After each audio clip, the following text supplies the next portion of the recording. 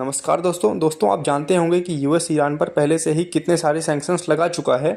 तो हाल ही में wall street journal की एक रिपोर्ट आई है जिसमें ये कहा गया है कि यूएस प्रोसिक्यूटर्स अडानी ग्रुप की एक एक्टिविटी की जांच कर रहे हैं और आरोप ये है कि उन्होंने ईरान से एलपीजी यानी लिक्विफाइड पेट्रोलियम गैस को इंडिया में इंपोर्ट किया और वो भी ऐसे टाइम पर जब यूएस सैंक्शंस लगे हुए थे।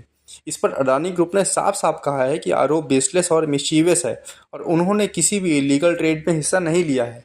तो क्या क्या एलिगेशंस लगे हैं, आइए ये जानते हैं। रिपोर्ट के मुताबिक कुछ टैंकर जो कि मुंद्रा एयरपोर्ट और पर्शियन गल्फ के बीच चल रहे थे, उनकी एक्टिविटी सस्पिशियस थी। मतलब ऐसे पैटर्न्स फॉलो हो रहे थे जो कि आमतौर पर सैंक्शंस इवेजन से जुड़े होते हैं। इन्हीं टैंकर से एलिगेटली एलपीजी इंडिया आया और अडानी इंटरप्राइजेस को डिलीवर हुआ। अब US justice department in tankers की एक्टिविटी की जाँच कर रहा है।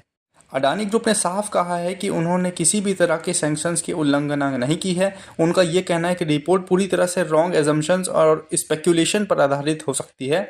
साथ ही उन्होंने ये भी कहा कि अगर कोई जानबूझकर उनकी इमेज को नुकसान पहुंचाने की कोशिश करेगा तो वो अपने लीगल राइट्स का इस्तेमाल ज़रूर करेंगे।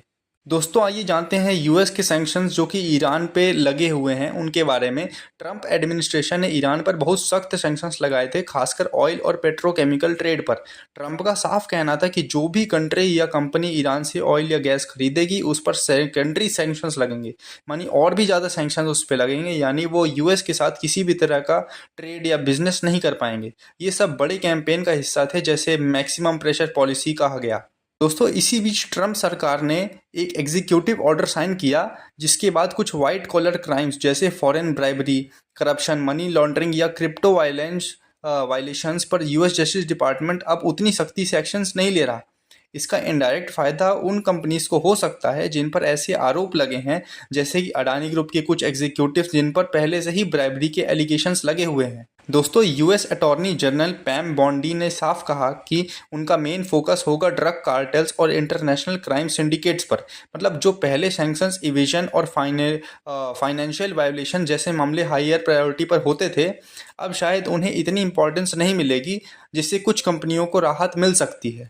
दोस्तों इस तरह की इन्वेस्टिगेशन का असर सिर्फ एक कंपनी तक सीमित नहीं रहता। इसका असर इंडिया की ग्लोबल इमेज और फॉरेन इन्वेस्टमेंट पर, इंडिया यूएस के व्यापारिक रिश्तों पर भी पड़ सकता है, क्योंकि अगर किसी बड़ी इंडियन कंपनी का नाम ऐसे मामलों में आता है तो इंटरनेशनल लेवल पर डाउट और हेजिटेशन जरूर क्रिएट होगा, खासकर मामला ईरान जैसे देश से जुड़ा हो तो। दोस्तों अभी तक यूएस अथॉरिटीज़ ने ऑफिशियल कंफर्म नहीं किया कि वो कोई इन्वेस्टिगेशन चला रहे हैं या नहीं, लेकिन अगर ये मामला आगे बढ़ता है तो देखा जाएगा कि क्या सच में सैंक्शंस वायलेशन हुआ है या नहीं।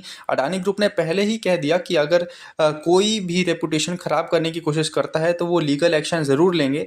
अब बस देखना है कि आने वाले दिनों में मामला किस दिशा में जाता है।